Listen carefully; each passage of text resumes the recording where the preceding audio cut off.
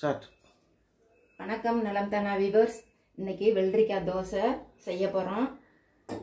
அதுக்கு பச்சரிசி 1 கப்பு எடுத்திருக்கேன். ஒரு 200 கிராம் அளவுக்கு வெள்ளரி பிஞ்சு எடுத்து நல்லா பெரிய பெரிய துண்டாகவும் கட் பண்ணி வச்சுக்கலாம், துருவியும் வச்சுக்கலாம். நம்ம துருவினோம்னா அரைக்கிறதுக்கு ஈஸியாக இருக்கும். எப்படி இருந்தாலும் அரிசியோட தான் அரைக்க போகிறோம். அதனால் நான் இது மாதிரி ஸ்லைஸாக கட் பண்ணி வச்சுருக்கேன். கொஞ்சம் தேங்காய் டேஸ்ட்டாக இருக்குங்கிறதுல கொஞ்சம் தேங்காய் கலந்துருக்கோம். இது ஆப்ஷனல் தான், வேணும்னா கலந்துக்கலாம், இல்லாட்டி விட்டுடலாம். இதில் 2 பச்சை மிளகாய், கொஞ்சம் இஞ்சி, சின்ன வெங்காயம் ஒரு 3, கொஞ்சம் மீடியம் சைஸு, சும்மா ஒரே ஒரு 5-6 இலை கருவேப்பிலை, ஜீரகம், இதெல்லாம் தான். எல்லாம் ஒன்றா போட்டு. வெயில் காலம்னால வெள்ளரிக்காய் போட்டிங்களா? ஆமாம், இப்போ இந்த சீசனுக்கு கிடைக்கும் இல்லையா? இல்ல, சீசனுக்கும் கிடைக்கும், உடம்புக்கும் வேற இது நல்லது. அது சும்மா இந்த ஒரு சில காய்ங்க முத்திக்கும், முத்துறது என்ன ரொம்ப பிஞ்சா இருந்துச்சுன்னா சாப்பிட நல்லா இருக்கும். கொஞ்சம் பெரிய நெல்லிக்காய்ங்க இது மாதிரி தோசையா கூட, இதை ஒரு சிலர் புளிக்க வச்சு கூட சாப்பிடுவாங்க. இது உடனே இந்த தோசை செஞ்சு சாப்பிடலாம். இதில் பச்சரிசியை கலந்துக்கலாம். ஒரு மாவு பச்சரிசி நல்லா 1 மணி நேரம் குறைஞ்சது ஊற வைக்கணும். நான் ஒரு 2 மணி நேரமே ஆச்சு இன்னைக்கு ஊற வச்சது. இதில் மற்றதெல்லாம் போட்டாச்சு. என்ன, பச்சை மிளகாய், ஜீரகம், இஞ்சி, சும்மா ஒரு 5-6 லீஃப் கருவேப்பிலை, கொஞ்சம் தேங்காய், உப்பு போட்டுக்கணும். வெள்ளரி போதுமா? வெள்ளரிக்காய் போடணும். இன்னும் போடணுமா? போதுமா? போட்டுக்கலாம். எவ்வளோக்குள்ள போடுறோமோ அவ்வளோக்குள்ள நல்லா இருக்கும். ரொம்ப தண்ணியாகிடாதோ? ஆமாம், அதை பார்த்துக்கிட்டு அதனால கொஞ்சம் இதுக்கு தகுந்த உப்பு அரைச்சிக்கிட்டு வந்துடுறேன். இது அரைச்சிக்கிட்டு காமிக்கிறேன். அப்புறம் நான் அரைச்சிக்கிட்டு வந்தாச்சு. இந்த நல்லா நைஸாக இருக்குது.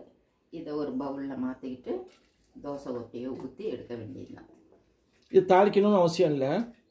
கொஞ்சம் தாளிச்சோம்னா டேஸ்ட் இருக்கும். தாளிச்சு ஊற்றிக்கலாம். இது வெங்காயம் போடணும்னு அவசியம் இல்லை. வெங்காயம் போடணும், நறுக்கி அவசியம் போடும். நம்ம டேஸ்ட்டுக்கு இன்னும் 2 இதுலேயே கூட போட்டு கூட கொஞ்சம் அரைச்சிக்கலாம்.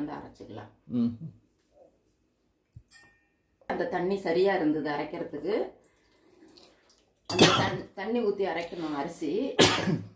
அதுக்கு வெள்ளரி பிஞ்சு போடவும் அந்த தண்ணியே சரியா இருக்குது. இப்போ இதில் கொஞ்சம் மாவு திக்காக இருக்குது, அதனால இதை மட்டும் அரைச்சி ஊற்றியாச்சு.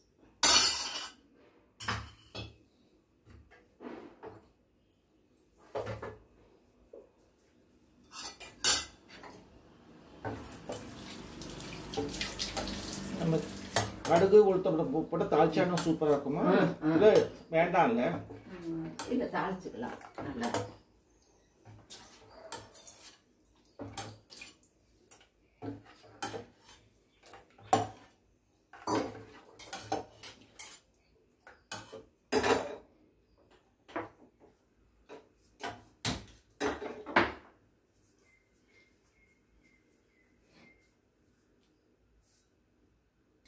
சொல்லு. தாளிக்கிற கரண்டி வச்சு எண்ணெய் ஊற்றி கடுகு போட்டாச்சு. கடுகு வெடிக்க ஆரம்பிக்குது. அதில் கொஞ்சம் நம்ம டேஸ்ட்டுக்கு தான் இதெல்லாம். கடலைப்பருப்பு, உளுந்தம்பருப்பு போட்டிருக்கேன். கருவேப்பிலை ஒரு எனக்கு,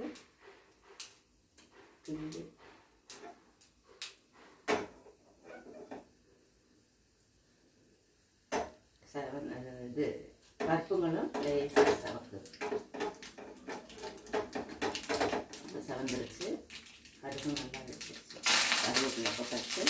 கொஞ்சம் பெருங்காயம் போட்டால் பச்சரிசிக்கு நல்லது, வாசமாகவும் வரும். இப்போ இதில் போட்டுக்கணும்.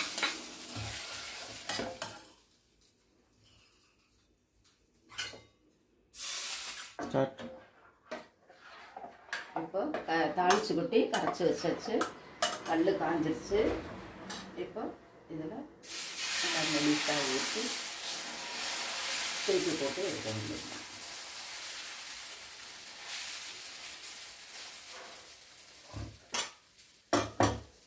மேலேயும் சைடில் கொஞ்சம் எண்ணெய் ஊற்றி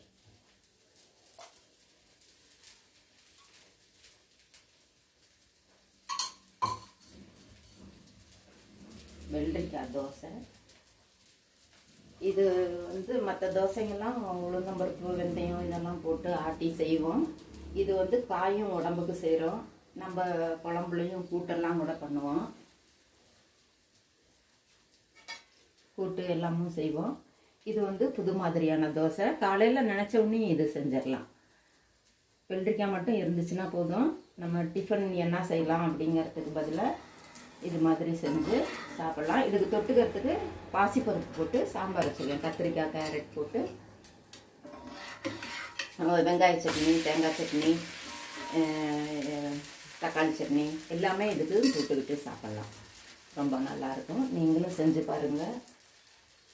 நலம் தானா சேனலுக்கு சப்ஸ்கிரைப் பண்ணுங்கள். பெல் பட்டனை ப்ரெஸ் பண்ணுங்கள். வேறு ஒரு வீடியோவில் பார்க்கலாம். தேங்க்யூ.